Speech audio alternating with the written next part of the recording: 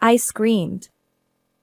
When I opened the freezer at -4 degrees Fahrenheit, there was my 6-month-old daughter, whom I had entrusted to my husband. I hurriedly picked her up, placing my hand on her cheek. Her face was cold, and I couldn't hear her crying. At that moment, I collapsed right there. Why has it come to this? I contacted my husband, and he nonchalantly claimed that our daughter was still doing well. Liar.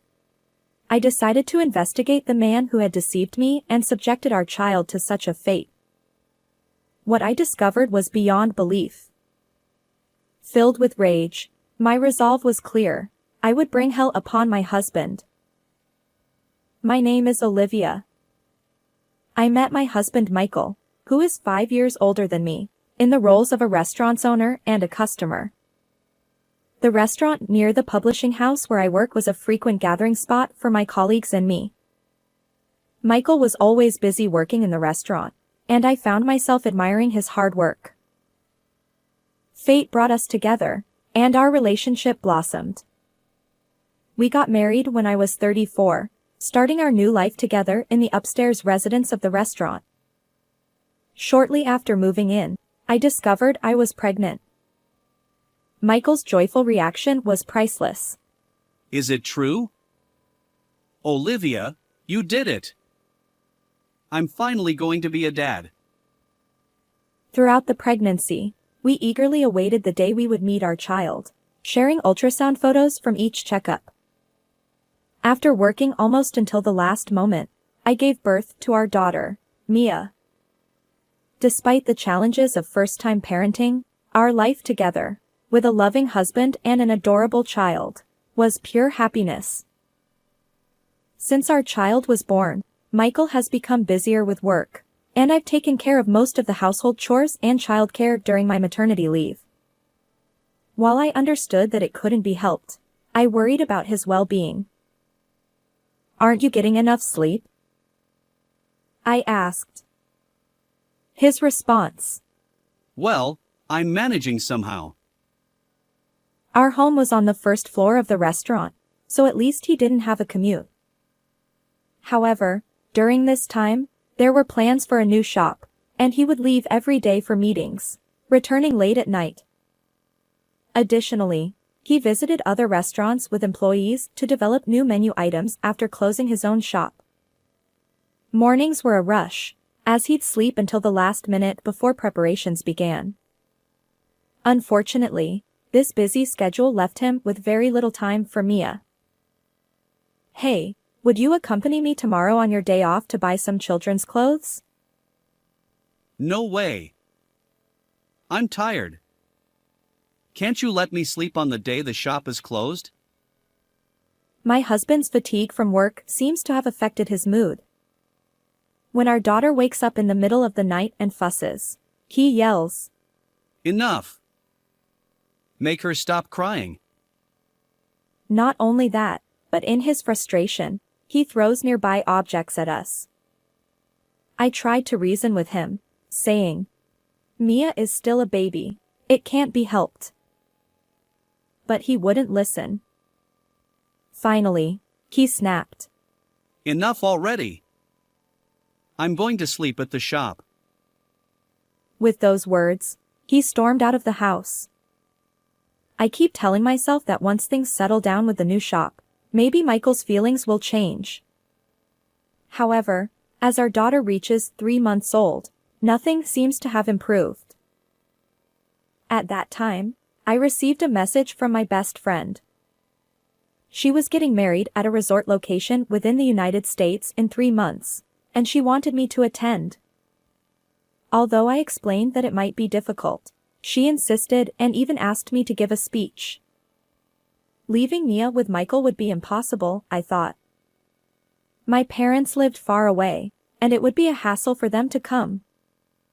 Meanwhile, Michael's elderly parents lived nearby, but I hesitated to ask them to take care of our baby. I'd love to see the bride and celebrate, but I sighed as I looked at the invitation. Just then, my husband approached, glancing at what was in my hands. A friend's wedding? he asked. Yeah. I replied. It's in 3 months, but with Mia, I'm considering declining, He said, returning his gaze to his phone. However, a few minutes later, my husband approached me again. Go ahead and attend. I was taken aback. What do you mean? I asked. He replied. The wedding. Since I'll take a break from the shop and take care of Mia, you should go. His unexpected suggestion left me speechless, and I couldn't respond immediately. Are you sure? Even though it's a resort location within the US, it's quite far, and if something happens, I won't be able to return quickly because of the flight. I expressed my concerns. But he reassured me. It's okay. Take a break once in a while. Thank you. I had honest concerns about my husband, who hadn't been involved in taking care of our daughter much since she was born, being able to handle it alone for several days. However, I didn't want to dampen his enthusiasm, so I swallowed my words and asked him to do it. Over the next 3 months, I carefully taught Michael how to take care of Mia, considering his schedule. And on the day I departed for my friend's wedding, take care. Yeah. Leave it to me. Have a great time. I entrusted our daughter to him and left home as planned. However, upon arriving at the airport, an announcement informed me that the flight was cancelled due to sudden bad weather. I contacted my friend to apologize for the last-minute cancellation. As I tried to call Michael to explain, there was no answer. Is he struggling with taking care of Mia? I wondered. Imagining that scene made me feel somewhat amused. I decided not to bother sending an email, assuming he wouldn't have time to read it, and returned home. When I arrived home, drenched in the sideways rain, neither my husband nor our daughter was in the living room or bedroom.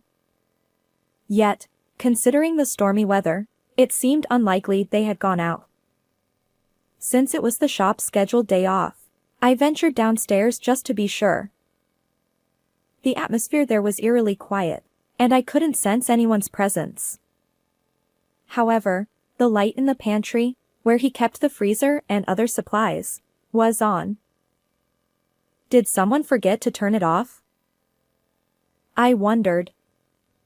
As I stepped into the room, I noticed that the freezer door was slightly ajar, allowing cold air to escape. Concerned about the perishable items inside, I decided to check. When I opened the door, I screamed. I was met with a chilling sight. Our 6-month-old daughter, Mia, placed in a basket and stored in the freezer at a bone-chilling -4 degrees Fahrenheit. I immediately pulled her out and held her close. Mia, stay with me. Her face was icy, and she made no sound. Despair washed over me as I cradled her. But I knew I had to act quickly. I called an ambulance, and as they rushed Mia to the emergency room, I silently prayed for her safety. Why did this happen? Where on earth is Michael? I called my husband repeatedly, but each time, it went straight to voicemail without connecting. Frustrated, I decided to test the waters by sending him an email, intentionally asking about our daughter's well-being. To my surprise, I received a message saying, Mia is happily playing. Enjoy the wedding. Yet, at that very moment, our daughter was still receiving medical treatment behind that door. Liar. The rage I felt toward Michael was boiling inside me. It was then that I resolved to seek thorough revenge against him and took action. 3 days later, my husband returned home. Instead of heading for our house, he went straight to the shop. I watched his actions through the baby monitor camera I had installed in the shop from our upstairs residence. Without hesitation, he walked toward the room where the freezer was located.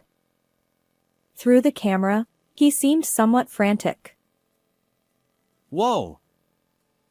His scream echoed all the way to the second floor. I quietly followed him downstairs and stood behind him. He muttered something, almost like a chant. Why are you shouting so loudly? I can hear you all the way upstairs. Startled, he turned around when he noticed my presence. Huh? Why? He stammered. Mia would be frightened. Was she behaving well? I asked, noticing our daughter's clothes behind him. As I leaned in to see Mia's face, Michael used his entire body to block me. I want to hold her quickly, so could you move aside? He stammered. No, she's sleeping now, it's better to leave her alone. But I couldn't wait. Even just her sleeping face. Ah! I screamed, and Michael awkwardly averted his eyes. What's going on? Where's Mia? I demanded. He hesitated. Well, you see. It was no wonder. The basket in the freezer should have contained our daughter, but instead, there was a baby doll dressed in Mia's clothes. Of course, it was all my doing, a carefully orchestrated performance. Please bear with this exchange a little longer. This was just her plaything. Really? So where's Mia? She's being looked after. Yes. She's temporarily with someone else. Michael piled on the lies, desperately trying to salvage the situation. Then he looked at me, realization dawning on his face. Why are you here? Wasn't your return scheduled for the evening? If I return home early, would it cause any problems? No, it's not like that. In reality, when I decided to take revenge on Michael, I had sent him an email. It stated that I would continue entrusting our daughter to him and that I would return home 3 days later in the evening. That email was a lie. On that day, the flight was cancelled due to bad weather, so I couldn't go. That's why I immediately returned home. Huh? I didn't hear anything about that. Why didn't you contact me sooner? But it wasn't you who didn't answer. Even so. I also miss calls sometimes. Michael, who had been assertive until then, grew increasingly timid, and toward the end, he mumbled so softly that I could barely hear him. However, whether he answered the phone at that moment no longer mattered. My anger wasn't about such trivial matters. Claiming that you left Mia with someone else was a lie, right? After all, when I returned home, you weren't here, and our daughter was in the freezer. Did you know? And yet, you even used such a doll to play a disgusting prank. Michael retorted, growing defensive as he approached me. But I stood my ground. Who's the real lowest of the low? When I asked you about Mia's well-being in that email, you said she was happily playing. Michael's face twisted in frustration. And yet, at that moment, she was already at the hospital. You liar. What were you doing? Tears welled up as I confronted him. But he avoided eye contact, turning away in silence.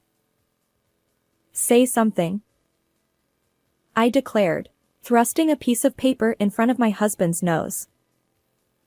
Huh? You were out here, weren't you? The paper was a schedule for a trip. Well, it's because we suddenly had a meeting for the new shop at the hotel. But the reservation was made 3 months ago, right after I decided to attend my friend's wedding. As I checked the date, it aligned with the moment I committed to the wedding.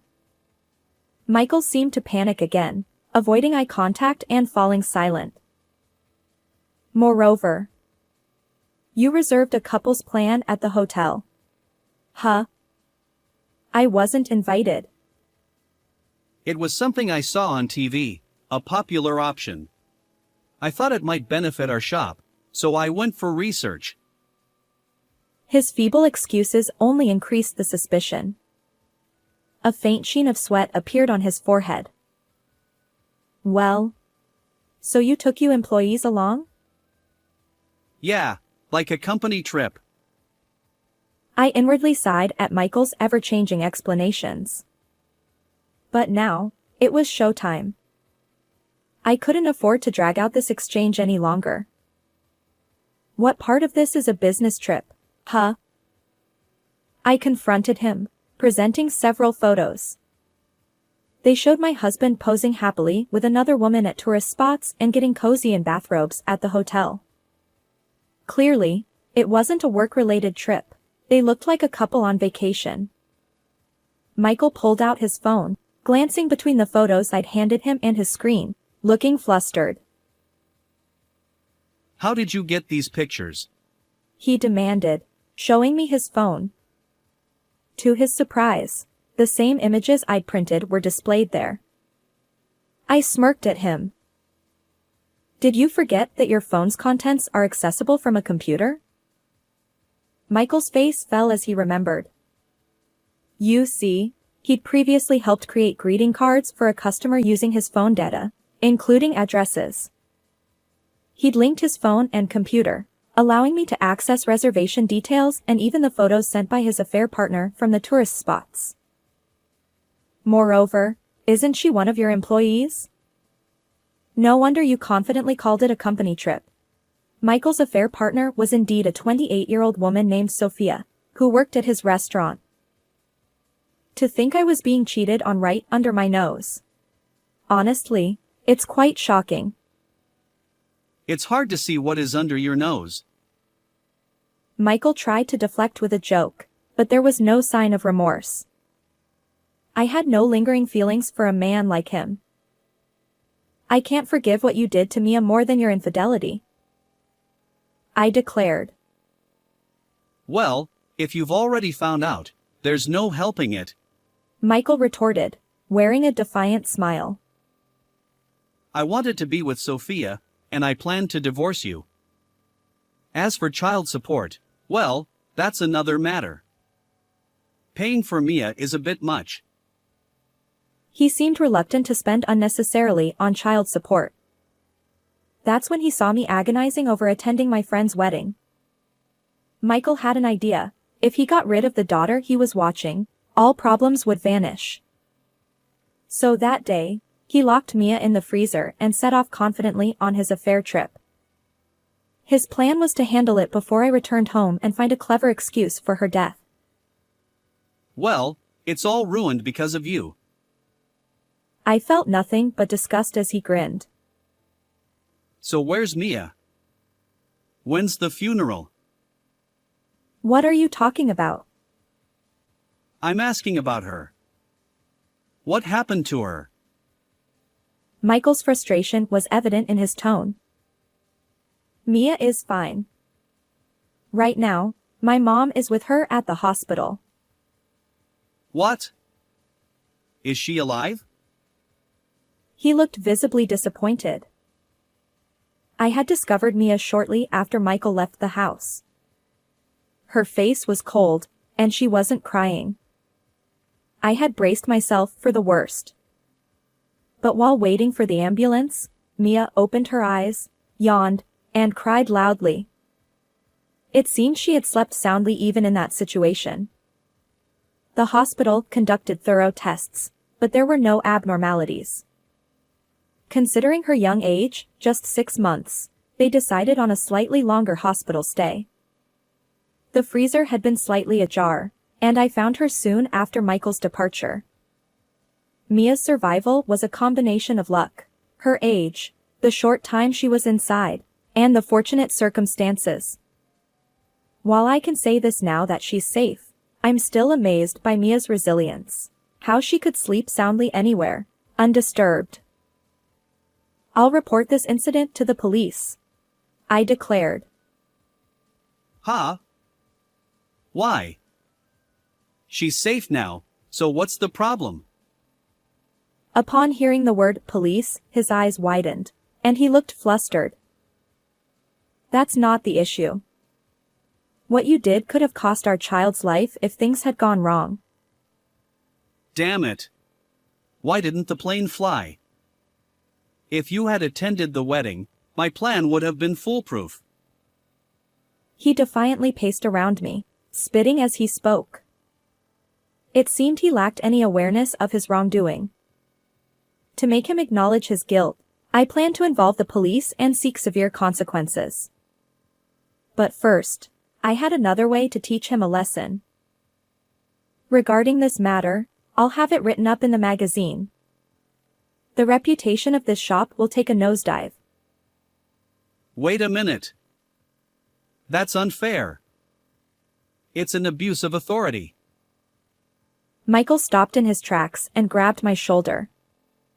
But I shook off his hand with all my strength. I'm just doing my job. You may have forgotten, but I used to work for a publishing company, responsible for the magazine section. Before we got married, I frequented my husband's restaurant, which was delicious but not yet popular. So, I wrote an article introducing it in the E-Reporter's Hidden Gem Restaurants section, and it quickly became a thriving establishment. Well, that's how I ended up being appreciated and eventually dating and marrying Michael. My husband knows the impact of being featured in a magazine, so he's quite anxious. I've come this far, and I even have plans for a new branch. If there's a review like that, our sales will plummet, and I'll lose all credibility. It's not something I know about. But if that happens, our livelihood will suffer. You and Mia will be equally affected, won't you? He desperately tried to persuade me, going back and forth. Wait, you were planning to divorce me because you wanted to be with your affair partner, right? Well, then it doesn't matter what happens to us. That's the situation, so the paperwork is already prepared. Sign it here quickly. I'll be claiming alimony and child support too.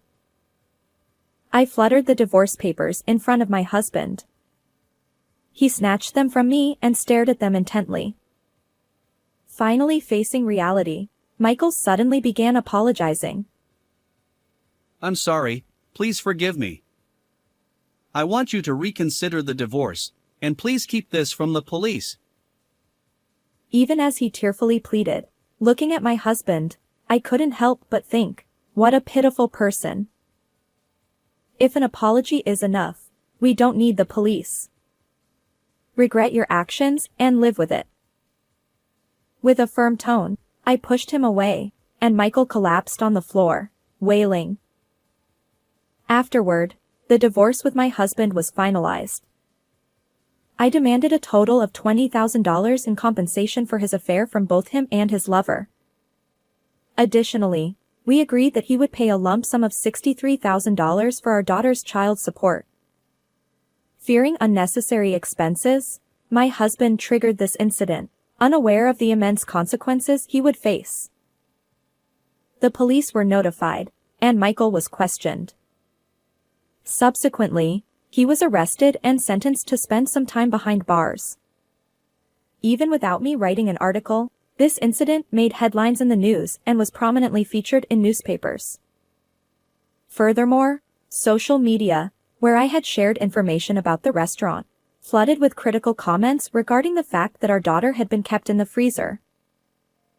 The restaurant's reputation plummeted rapidly, leading to its swift demise. My husband, now with no place to return to, faced the consequences of his actions. On the other hand, I started a new life with my daughter. Since Michael had never been involved in parenting, his absence had no impact. Mia is growing up happily, and I'm determined to keep striving for her smile. How did you find this story? Don't forget to subscribe to the channel.